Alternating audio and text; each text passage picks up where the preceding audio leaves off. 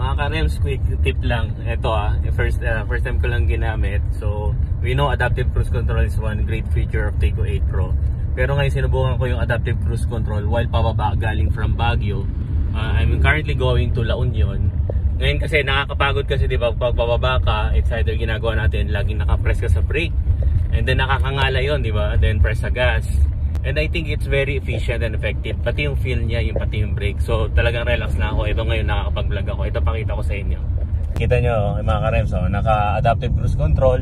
Sinet ko sa 65. So pababa to. So pwede rin. Basta kabisado na natin siya gamitin. Just be cautious lang mga ka-rems, no? So syempre safety first pa rin. So depende pa rin sa'yo gaano mo kakabisado ang paggamit ng adaptive cruise control ng Tigo 8 Pro. So until next time mga ka-rems, okay, God bless po.